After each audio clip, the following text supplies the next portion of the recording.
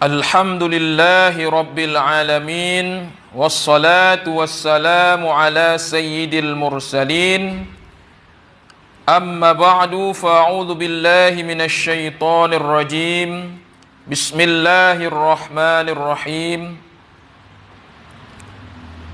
Assalatu wassalamu alayka ya Rasulullah. Assalatu wassalamu alayka ya Rasulullah. Assalatu wassalamu alayka ya Habiballah. Assalatu wassalamu alayka ya Habiballah. Assalatu wassalamu alayka ya Nabiyallah. Assalatu wassalamu alayka ya Nabiyallah. Wa ala alika wa ashabika ya Nurallah. Wa ala alika wa ashabika ya Nurallah.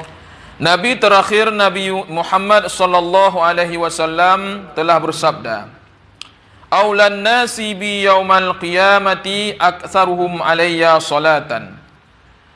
Yang bermakna orang yang paling dekat kedudukannya denganku di hari kiamat adalah orang yang paling banyak berselawat kepada aku.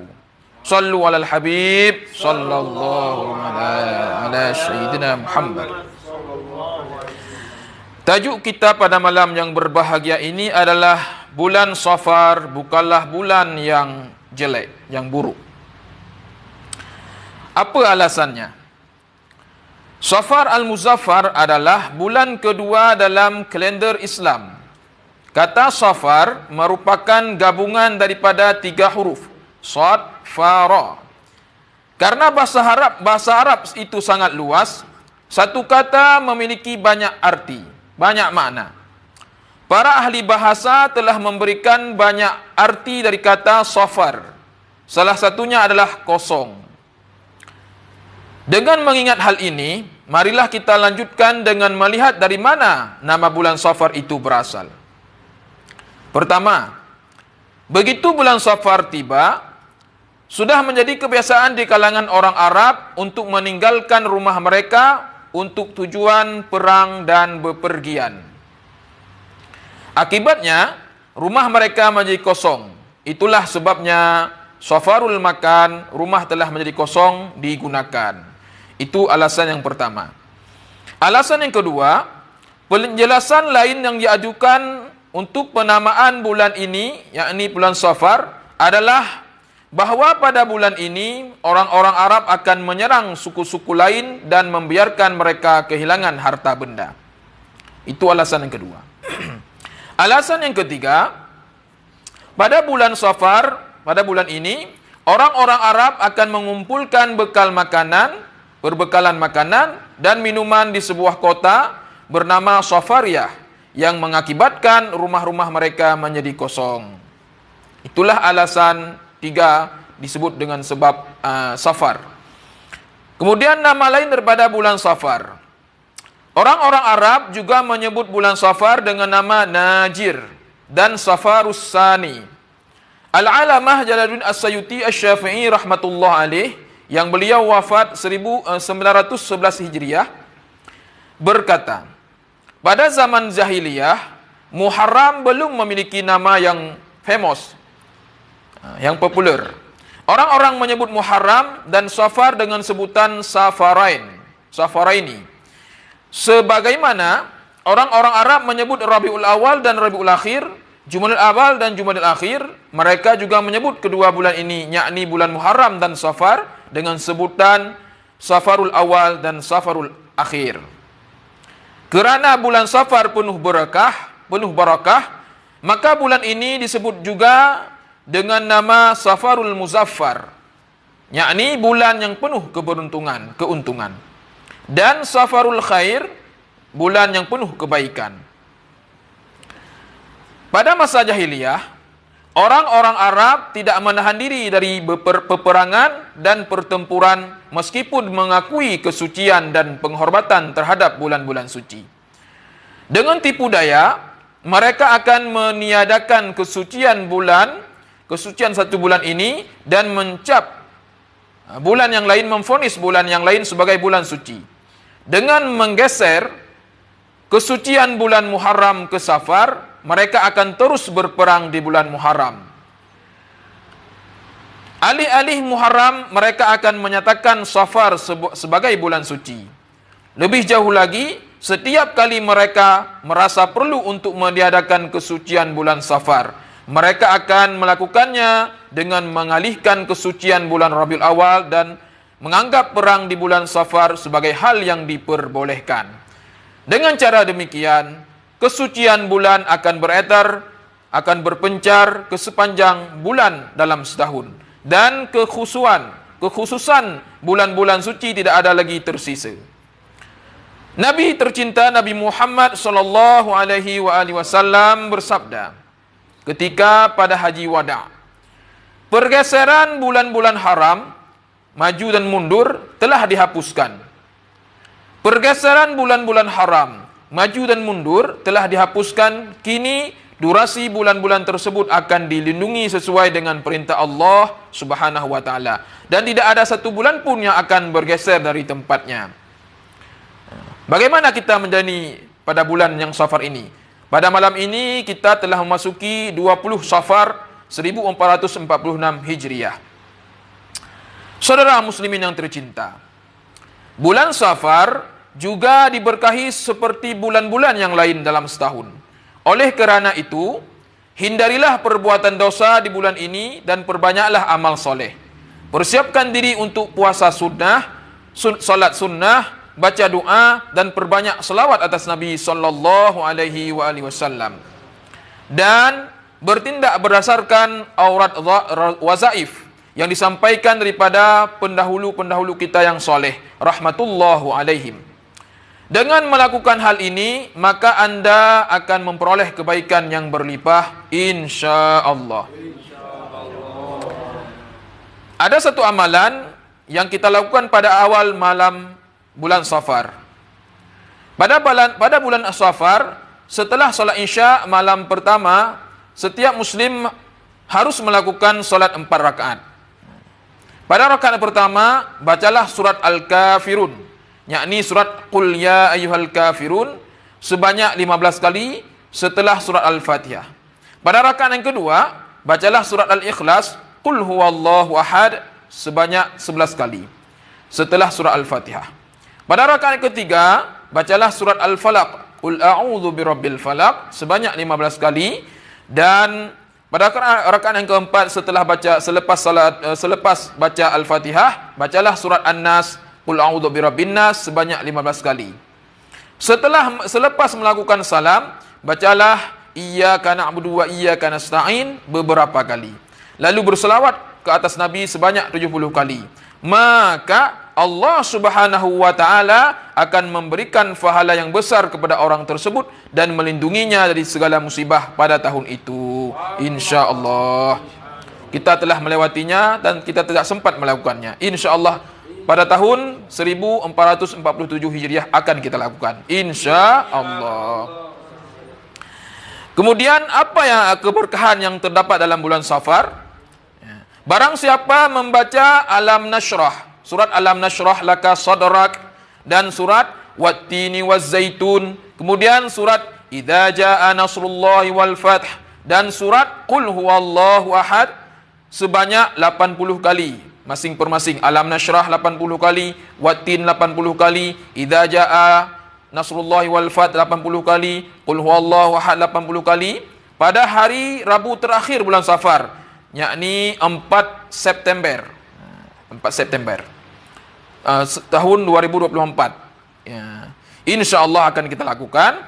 Dia akan, apa hikmahnya? Dia akan menjadi kaya sebelum bulan ini berakhir, insya-Allah. Dan ada juga dikatakan siapa saja yang beramal seperti itu, membaca 80 kali surah Alam Nashrah, Wattin dan Idza jaa Qul huwallahu ahad, hikmahnya akan Allah berikan umur yang panjang. Kemudian apa amalan yang kita lakukan pada bulan Safar ini? Meminta seorang yang sudah melakukan haji untuk berdoa memohon keampunan. Pemimpin orang muslim ataupun pemimpin orang mukmin Sayyidina Umar Al-Faruq radhiyallahu anhu berkata, orang yang menunaikan haji akan diampuni barang siapa yang menunaikan haji akan diampuni, dan barang siapa yang dimohonkan ampun oleh seorang yang sudah haji pada bulan Zulhijjah, Muharram, Safar dan 20 hari Rabiul Awal juga akan diampuni. Maka seyogianya kita pada bulan Safar ini bersilaturahim ke tuan-tuan guru untuk kita minta doa kepada beliau-beliau supaya Allah mengampunkan dosa kepada kita, insya-Allah. Kemudian apa kelebihan keutamaan bulan Safar? Terdapat dalam bulan ini adalah hari-hari putih, yakni 13, 14, 15 Safar. Disebut dengan puasa hari putih. Setiap Rasulullah SAW tidak lupa selalu berpuasa setiap bulan, yakni 13, 14 dan 15 setiap bulan, termasuk bulan Safar. Disebut dengan puasa Ayyamul Bid, puasa hari putih. Ada 3 hadis tentang keutamaan puasa 3 hari setiap bulan. Yang pertama, Sayyiduna Utsman bin Abu Al-As radhiyallahu anhu pernah berkata, aku mendengar Rasulullah SAW bersabda, sebagaimana kalian memiliki perisai, benteng untuk melindungi diri dari peperangan, demikian pula puasa adalah perisai kalian daripada api neraka. Puasa 3 hari setiap bulan adalah puasa yang sangat baik. Hadis yang kedua diriwayatkan daripada Sayyiduna Jarir radhiyallahu anhu bahwa Nabi tercinta Nabi Muhammad sallallahu alaihi wasallam bersabda, puasa 3 hari, yakni pada tanggal 13, 14 dan 15 setiap bulan sama dengan puasa seumur hidup. Hadis yang ketiga, Nabi tercinta Nabi Muhammad SAW bersabda, puasa Ramadan dan puasa 3 hari setiap bulan menghilangkan dosa dalam tubuh manusia. Ada satu keanehan, kalau bahasa Indonesia disebut dengan mitos, tentang bulan Safar Al-Muzaffar. Mitos ini tidak boleh dipercayai. Banyak mitos di Malaysia, apa namanya? Mitos juga. Banyak mitos yang tersebar luas tentang bulan penuh berkah ini, bulan Safarul Muzaffar. Di masa jahiliyah, kerana anggapan mereka yang keliru, maka orang-orang Arab menganggap bulan ini sebagai bulan sial. Al-Alamah Badruddin Aini rahmatullah alaih, yang beliau wafat 855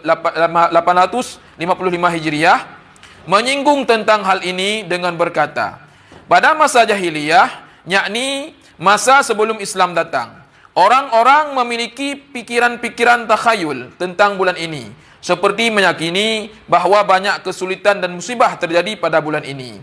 Kerana alasan inilah orang-orang menganggap bulan Safar sebagai bulan yang jelek, yang buruk. Ketika menyatakan pemikiran takhayul, mereka itu tidak berdasar.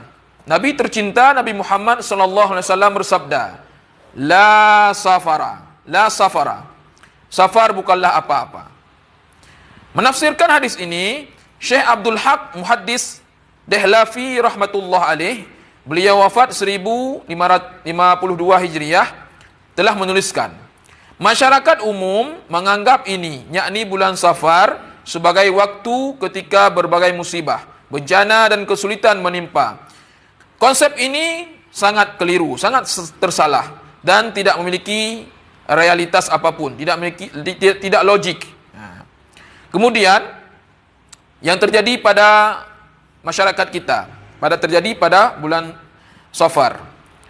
Bahkan di era perkembangan kemajuan saat ini, konsep-konsep keliru tentang pertanda buruk di bulan Safar belum juga hilang.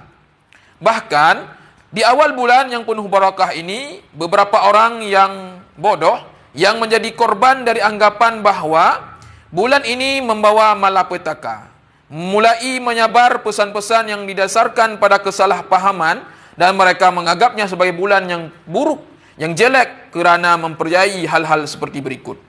Yang pertama, bisnis baru sebaiknya tidak didirikan pada bulan ini kerana adanya bahaya yang menimbulkan kerugian. Ini yang pertama. Yang kedua, bepergian harus dihindari kerana resiko mengalami kecelakaan. Yang ketiga, perkawinan tidak boleh dilakukan dan pengantin perempuan tidak boleh secara resmi, legal meninggalkan rumah orang tuanya dan pergi ke rumah pengantin laki-laki kerana hal ini dapat merusak rumah tangganya. Ini anggapan yang ketiga. Anggapan yang keempat yang keliru, orang-orang seperti itu juga menganut ataupun mempercayai hal-hal berikut. Mereka tidak terlibat dalam urusan bisnis yang besar. Mereka jarang keluar masuk rumah kerana percaya bahawa kesulitan akan datang. Mereka membersihkan debu dari setiap perkakas dan perabotan rumah mereka secara menyeluruh. Mereka menganggap sebuah rumah akan sial jika penghuninya meninggal dunia. Yang selanjutnya, jika putra dan putri mereka yang seharusnya menikah dengan seseorang di rumah itu, di mana terdapat seseorang yang meninggal dunia, maka mereka membatalkan semua rencana tersebut. Yang padahal ini semua adalah takhayul, tidak boleh dipercayai. Saudara kaum muslimin yang terhormat, Sadrus Syariah Al-Alamah Maulana Mufti Muhammad Amjad Ali Al-Azami rahmatullah alaih menegaskan, orang-orang menganggap bulan Safar sebagai bulan yang sial, yang buruk, yang jelek. Mereka tidak menikah di bulan ini ataupun mengizinkan putri mereka untuk secara resmi pergi ke rumah mempelai pria dan juga menghindari banyak hal lainnya. Bepergian juga dihindari. Khasnya 13 hari pertama Safar dianggap sebagai pertanda sangat buruk, sangat jelek dan disebut sebagai 13 hari sial. Ini adalah pernyataan yang tidak ketahuan, yakni pernyataan yang bodoh. Kemudian ada juga menganggap Rabu terakhir Safar adalah pertanda buruk. Selain 13 hari pertama, ada juga rumor ataupun anggapan yang tersebar luas tentang Rabu terakhir, yakni hari Rabu yang hadapan. Bulan Safar Al-Muzaffar misalnya, dalam Baharus Syariah disebutkan bahawa hari Rabu terakhir bulan Safar sangat dirayakan. Orang-orang menutup usahanya, melakukan perjalanan, pergi berburu, membuat puri, mandi dan bergembira sambil menyatakan bahawa Nabi Muhammad SAW mandi pada hari ini agar tetap baik dan sehat. Dan beliau SAW melakukan perjalanan keluar Madinah. Semua pernyataan ini tidak berdasar. Kerana sakit yang diderita Nabi Muhammad SAW sebenarnya telah memburuk selama dalam masa tersebut. Maka pernyataan sebelumnya adalah salah. Ada juga yang berpendapat bahawa kesulitan datang pada hari ini dan mereka membuat berbagai macam pernyataan. Semua ini adalah tidak berdasar. Ketika menjawab pertanyaan tentang hari Rabu terakhir Safar, Imam Ahlussunnah Imam Ahmad Razakhan rahmatullah alaih menuliskan, merayakan hari Rabu tidak memiliki dasar. Allah Subhanahu wa taala Maha mengetahui. Hakimul Ummah Mufti Ahmad Yarkhan Naimi rahmatullah alaih telah berkata, sebagian orang merayakan Rabu terakhir bulan Safar dengan meyakini bahawa bulan yang buruk akan segera berlalu. Ini juga tidak benar. Saudara muslimin yang tercinta, setelah kita membaca riwayat-riwayat sebelumnya, hendaknya kita hilangkan dari hati kita prasangka buruk terhadap bulan Safar ini. Jika pikiran-pikiran seperti itu terlintas, terbayang dalam benak kita, dalam hati kita, maka abaikan saja dan amalkan ajaran Islam. Hal ini telah tertulis dalam Ruhul Bayan. Tidaklah benar jika menganggap Safar adalah ataupun bulan ataupun waktu apapun sebagai bulan yang membawa petaka, membawa musibah. Seluruh waktu telah diciptakan oleh Allah Subhanahu wa taala dan tindakan-tindakan manusia terjadi di dalamnya. Waktu-waktu masa-masa yang disibukkan oleh seorang mukmin dalam ketaatan kepada Allah Subhanahu wa taala adalah waktu yang penuh berkah, dan waktu-waktu yang disibukkan oleh seseorang dalam ketidaktaatan kepada Allah adalah waktu yang penuh kemalangan. Sesungguhnya kemalangan yang sebenar adalah terletak pada dosa-dosa kita manusia. Jadi bagaimana cara menghilangkan takhayul terkait dengan bulan Safar? Saudara muslim yang tercinta, prasangka buruk dan takhayul merupakan penyakit yang sangat merusak dalam tubuh manusia. Meskipun demikian, keduanya tidak sulit untuk dihilangkan. Jika kita bersandar kepada Allah Subhanahu wa taala dan rahmat-rahmatnya, berfokus pada penyebab takhayul dan mulai mengatasinya, maka kita dapat terbebas daripada penyakit ini. Apa yang pertama? Sebab pertama dari takhayul adalah menjauhkan diri dari ajaran Islam. Untuk mengatasi permasalahan ini, seraya mengimani ketetapan Allah, qadar dan qada yang telah tertulis, kembangkanlah pola fikir bahawa Allah Subhanahu wa taala telah menetapkan setiap kebaikan dan keburukan sesuai dengan ilmu kekalnya. Yang kedua, penyebab takhayul yang kedua adalah tingkat ketergantungan yang tidak lengkap kepada Allah Subhanahu wa taala. Untuk mengatasi hal ini, bergantunglah kepada Allah, berserah diri kepada Allah. Setiap kali ada takhayul yang masuk ke dalam hati kita, maka insya-Allah takhayul itu akan hilang. Yang ketiga caranya, penyebab ketiga dari takhayul adalah kurangnya kesadaran akan kerusakan dan kehancuran yang ditimbulkannya. Jika seseorang tidak menyadari bahaya dari sesuatu, bagaimana dia dapat melindungi diri daripada bahaya tersebut? Untuk mengatasi permasalahan yang ketiga ini, bacalah hadis-hadis, kitab-kitab hadis yang diberkahi dan ucapan yang para pendahulu kita yang soleh mengenai kehancuran dan kerusakan yang disebabkan oleh takhayul. Sambil merenungkannya, cobalah untuk menahan diri agar tidak menjadi korban daripada takhayul itu. Yang keempat, penyebab takhayul yang keempat adalah tidak mengejar firasat baik, ataupun tidak cermat dalam mengejar firasat baik dan tidak memahami dasar-dasar firasat baik. Syariat melarang bertindak berdasarkan takhayul, sedangkan mengejar firasat baik lebih utama. Untuk melindungi diri daripada takhayul, biasakanlah diri untuk mengejar firasat baik.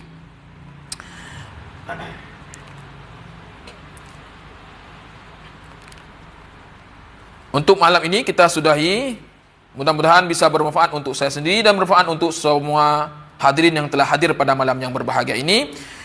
InsyaAllah kita doakan semoga rahmat Allah Subhanahu wa taala turun atas kita dan semoga kita diampuni karenanya berkah bulan Safar ini. Amin bijahin nabil amin sallallahu alaihi wasallam. Sallu alal habib sallallahu alaihi wasallam Muhammad.